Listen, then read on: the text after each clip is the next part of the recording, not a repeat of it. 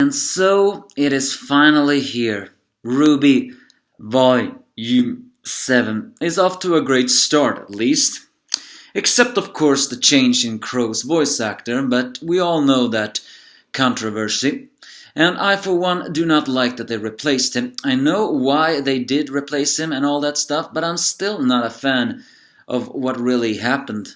I mean, to be honest, I don't really know what happened, and do not correct me on what did happen. I know what happened. I just do not know which side I am meant to believe, to be perfectly honest. But that is not important right now. First off, the volume, Jason Liebeck, I think that is the one who's replacing the new Crow voice actor. Because I'm pretty good voice performance. The episode 1 of volume 7 actually shows many different surprises. The first of all is, of course, that James Ironwood, we don't see him here, together with Winter have become extremely paranoid and is clearly holding Atlas in a tight grip. A grip that is taking a toll on the people of Atlas. Actually, the Atlas slums looks vaguely similar to, I want to say, Batman Arkham City for some strange reason. I don't know if that is intentional or not, but hey, everyone gets inspiration, so it doesn't matter. During this time, Maria guides them somewhat to an old friend, who of course did not recognize her immediately. It's a scientist who looks strangely familiar, although we technically never saw his face, we only saw his backside. The man is apparently in a wheelchair is the wrong word, a spider chair, so to speak. And he actually reveals to the team that James has been paranoid. This man is a scientist that likes to work down under, but is also one of the most leading scientists of Atlas. And he mentions how much James has become paranoid, afraid of everything. Well, given to the fact that he knows that Salem exists, it makes sense.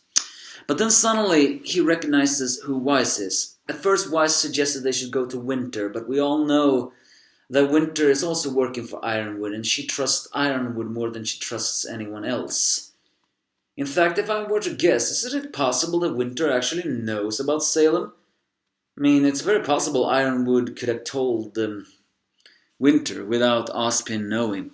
But we'll see if that is true later. And also the fact that the Kingdom of Atlas has been blamed for the incident that happened at Mistral for a lot. Especially since their robots were hacked and all that stuff. You all remember that Cinder used a code. And here the doctor confirms that code was something that may have been made of their own. And it's worth noting that Salem do have a scientist or a doctor, more likely, working for him that used to be an Atlantean or Atlas scientist. Arthur Boyle. What was his name? Dr. Arthur. It is very possible he did that. Although that still doesn't explain how he got into the city, but I guess everything will be answered this volume. But then suddenly he recognizes Team RWBY because his daughter had talked all about them. But then Grim attack as the nice effects appeared, last of the one of Team RWBY fights it off. Only that the fact that the protector of Atlas comes running down and stops the Grim. And who is the one comes running down? Well, the surprise of this volume, my friends. She was not seen in a single trailer. Not even in the music video. Well, the music opening showed her name.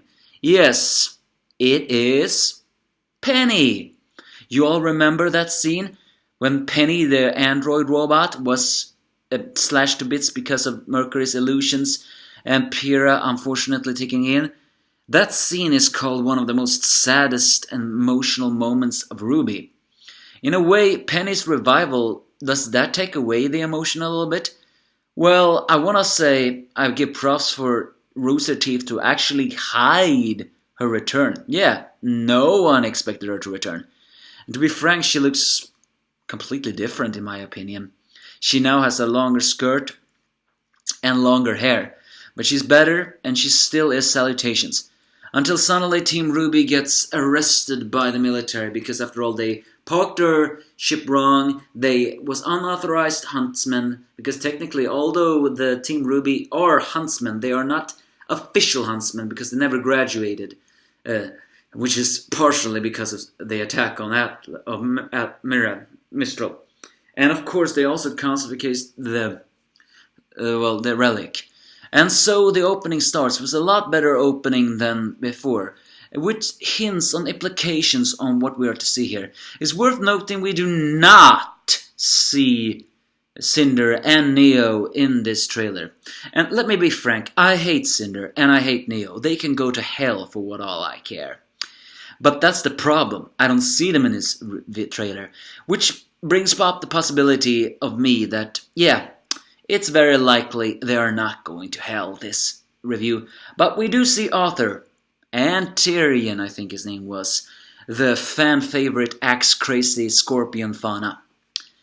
And if history is, we do not know what Volume 7 has in store for us, but it seems to promise us a lot of despair, as we see new cast members that have yet to be identified by names, which actually strangely similar fightings to John on the other team.